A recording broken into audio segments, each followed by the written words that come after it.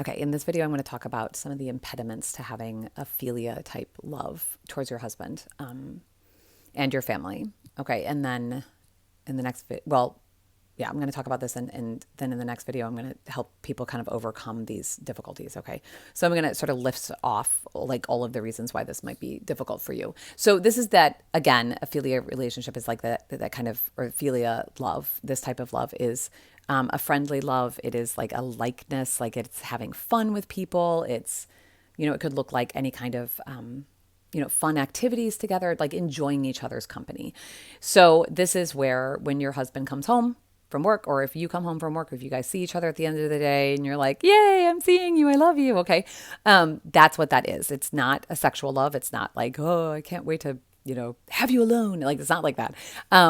And it's not even really like the love of like familiarity. It's not I truly love this man because he is my husband, and I would die for him. I would die for my children. It's not that. It's more I really enjoy being with these people.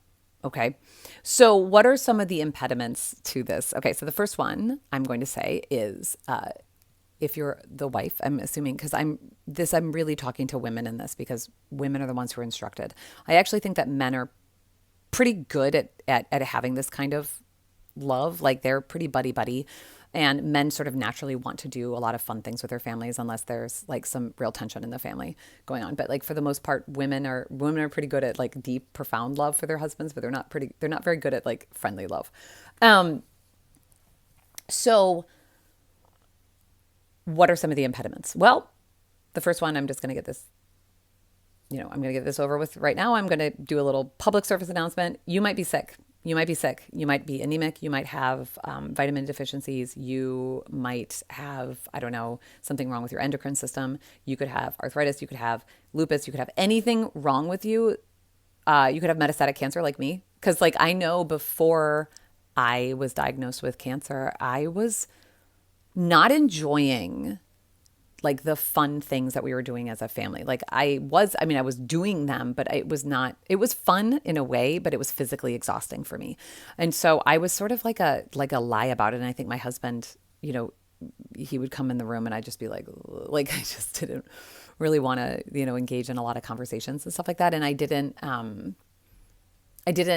remember we went to the Ren Fair that summer before I was diagnosed, and I had cancer like all over my bones and my back and everything. And I was so tired, and I had so much fun, and it was fun, and I was happy to be there. But I was probably a real drag for my husband in those times. Because I would just be like, I have to sit. I'm sorry, I have to sit. I have to sit. And I probably seemed like a really lazy wife, and just sort of a drag to be around. And I was kind of kicking myself because I'm like, why am I so lazy? I can't get anything done. And it's like, oh, I have cancer everywhere. Ha ha. Actually, one of my friends told me that she felt guilty because she was with us at the run fair, and I was like, I'm so lazy.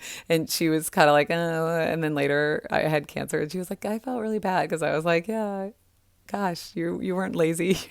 You were super sick. So I think with moms especially, and the reason I'm bringing up the sickness thing is one of the problems for me was that I was always pregnant or breastfeeding. And so being sort of down physically was not unusual for me. Like I was my entire adult life, not my entire adult life, but a huge chunk of my adult life has been pregnancy and breastfeeding. So I'm kind of used to feeling like crap. And I think that can, once you get into your 40s, after you've been giving birth all the time and being pregnant all the time, sometimes I think we don't realize what our baseline health is. So if you feel tired and like garbage and you just don't want to do anything, if you're feeling super lazy or just like just a bad companion, do go to your doctor and ask them for some pretty thorough check. Okay. I know so many women that have been diagnosed with serious illnesses. Like I cannot tell you how many women I know that have been diagnosed recently with lupus, arthritis, hypothyroidism, cancer. I have several friends who've been diagnosed with cancer recently. All of these health concerns, diabetes. So do get that all checked out. Take good care of yourself. And even if you don't have a serious health problem, you could have anemia, you could have a vitamin deficiency. Doctors can't really check all of your vitamins, but do get that checked out. Okay, so getting that over with, you could be sick. Okay. The next big impediment is that you could be just run ragged by your children.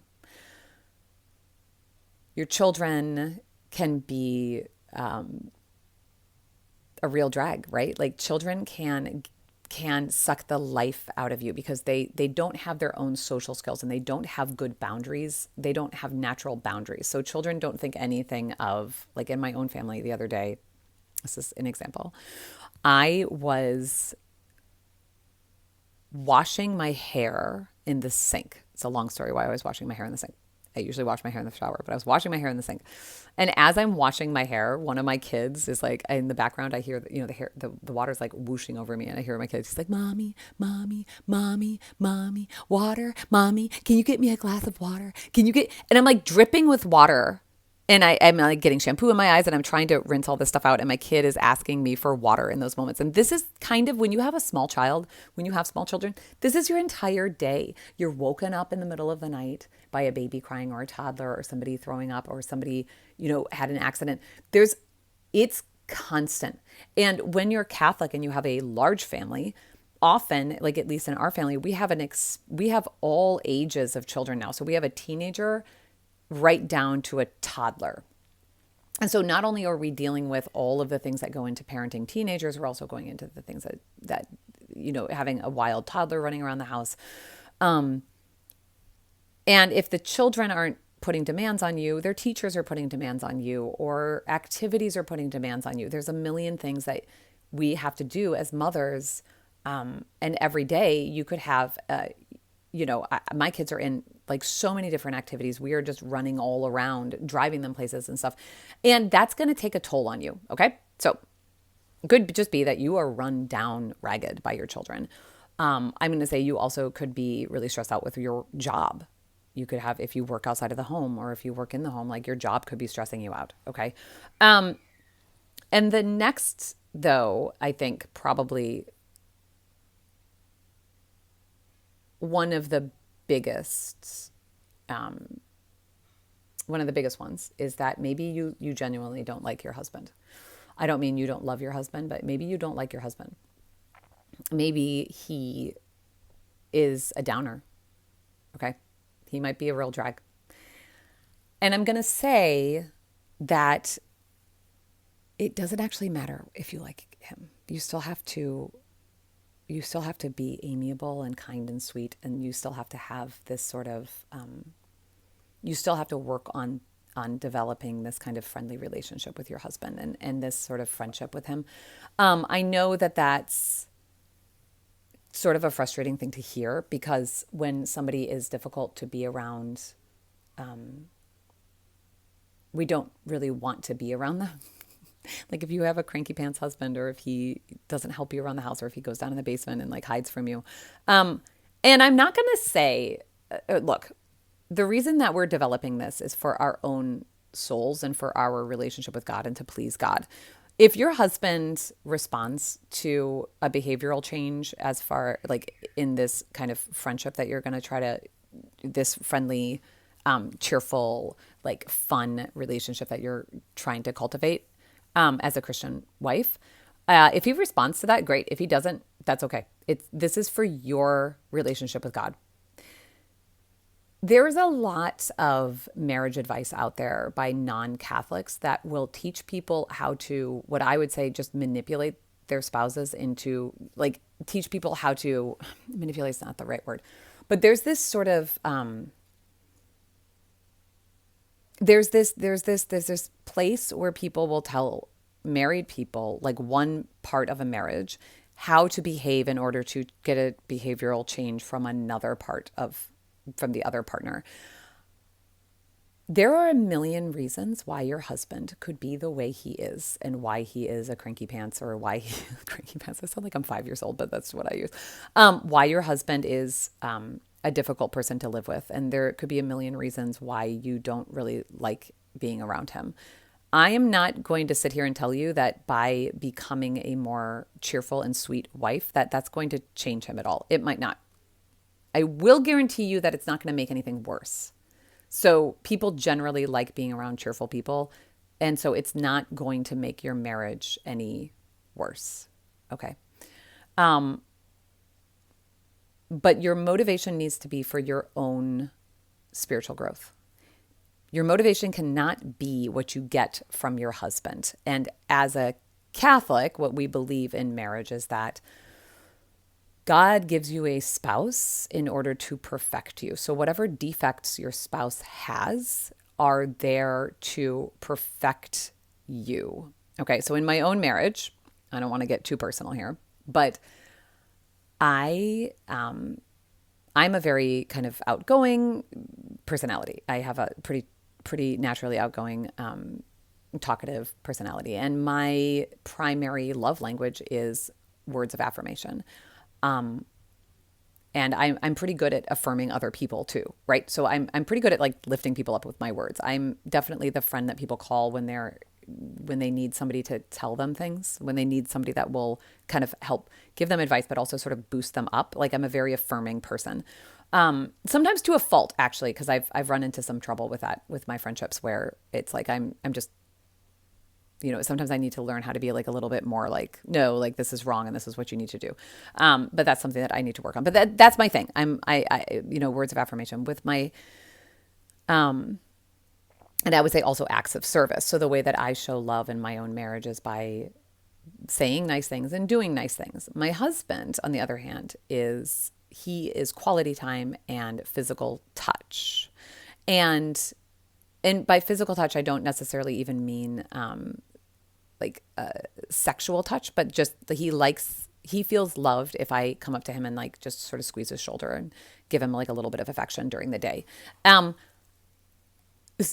What's really funny about this is that I really don't necessarily enjoy people just kind of like grabbing me while I'm walking around my house. And so like I'll be doing something and, my husband will sort of like try to like give me a hug while I'm like walking, and I'm always like, and so I've had to learn that is the way that he needs me to express love to him. Like I need to be softer in that, in that affection with him.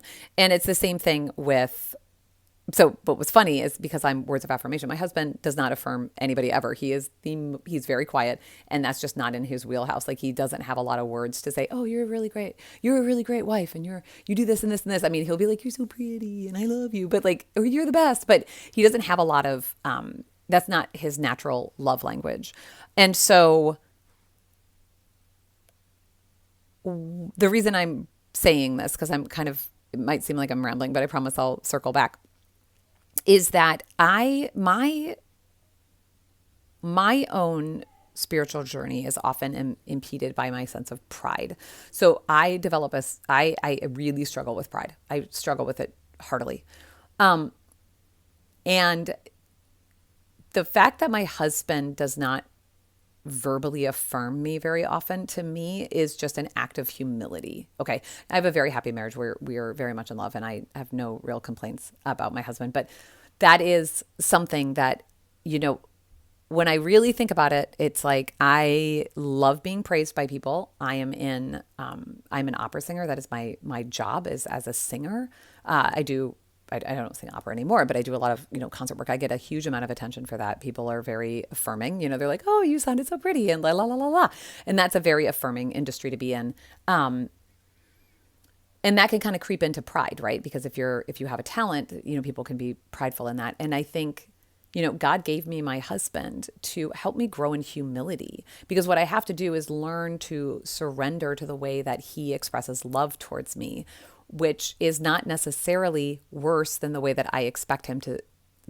It's not his way of expressing love to me is not bad. And so I have to learn to humble myself and to allow myself to be humbled and to still be committed to my marriage and to still enjoy being around my husband and to still acknowledge that he loves me despite the fact that he's not sort of boosting up my pride. Okay, if that makes sense. So your husband is given to you in order to help kind of iron out your spiritual defects.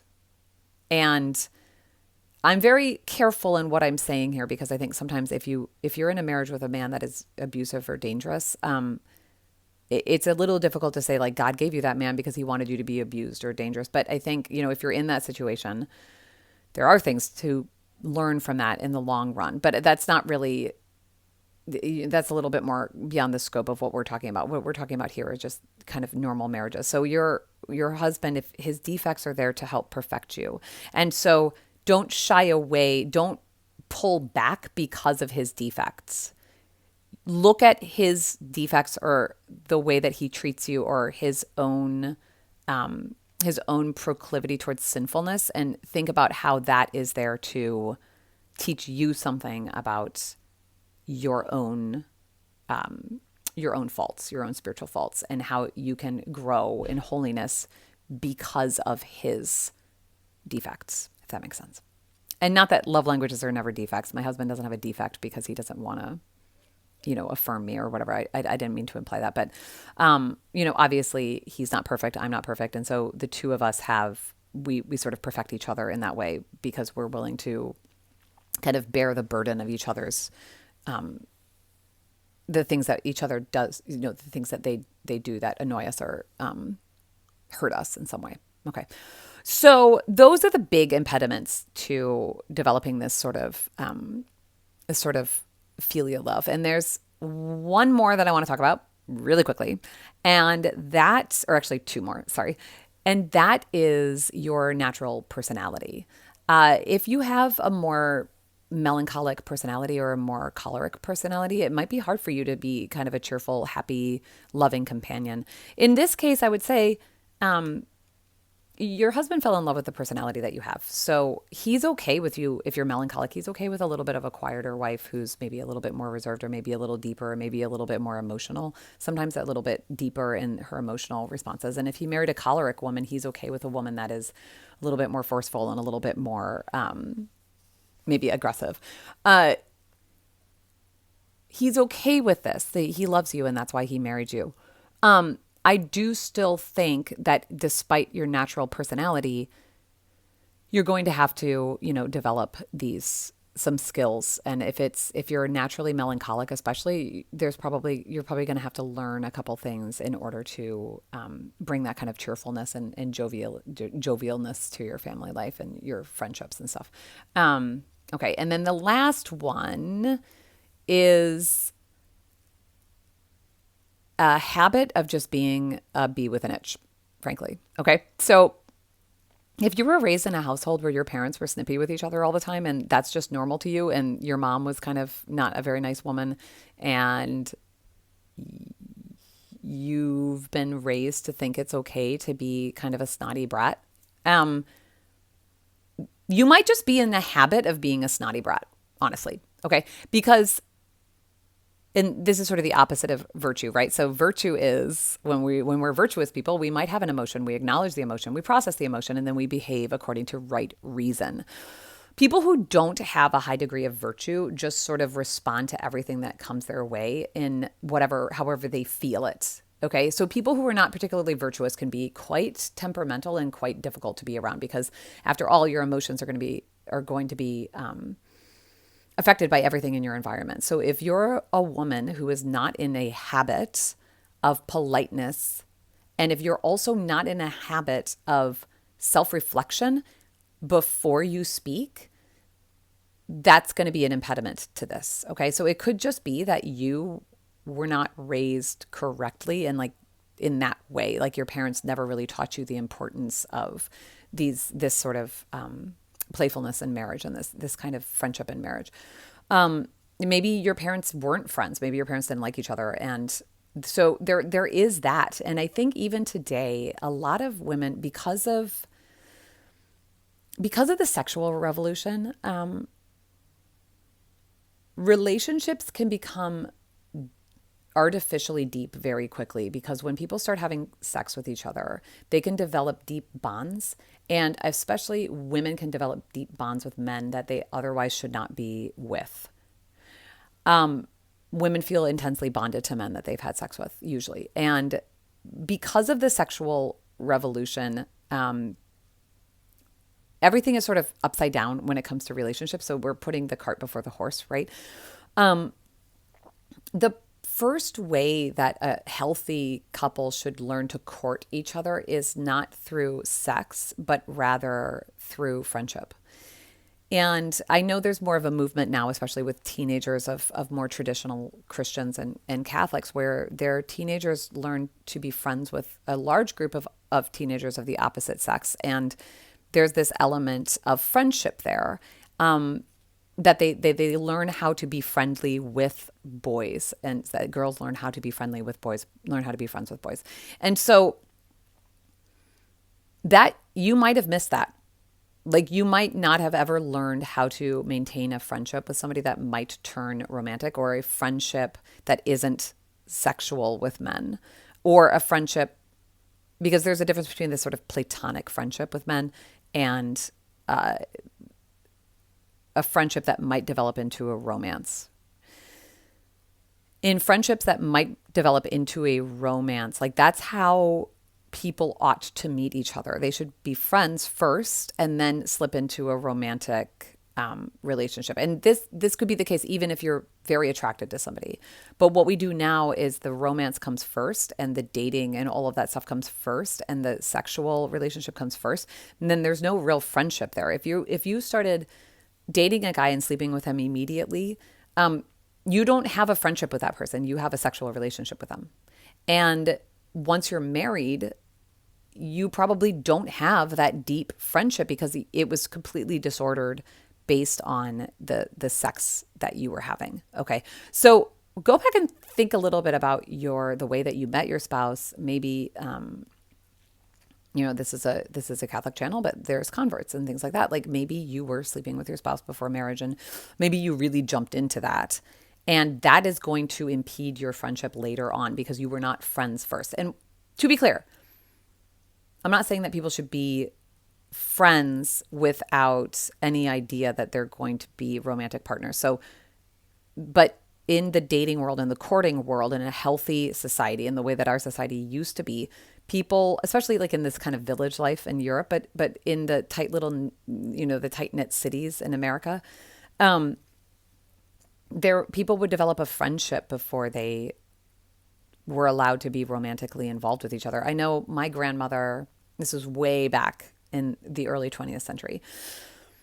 My grandmother was a bit younger than my grandfather, which is totally normal back then. So this, it seems weird to us now, but I think they were like 6 years apart, which is not that back then. That was normal. Okay. Now we'd be like, oh my gosh. But she was young when he met her. She was a teenager and he was a grown man. And of course her parents wouldn't let her be alone with him in a romantic way. But they allowed them to be friends. And so they would allow him to come over and see her, and they sort of courted for years. I think that they didn't allow her to actually date him.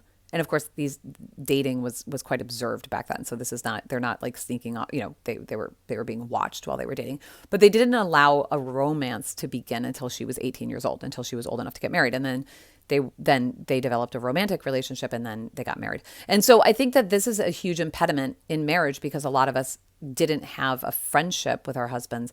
Many women today give themselves sexually to a man and then get attached to them quickly, and they're clouded because of the intensity of that sexual relationship. And there's all sorts of other spiritual ramifications for this, but I don't want to get into those. But there are spiritual ramifications, like soul ties and things like that can negatively impact your marriage forever because of that, and you have to let loose of those. So anyway, okay, I'm going to now make another video about how to fix all of these problems and hopefully develop like a healthy, happy friendship with your husband. Bye.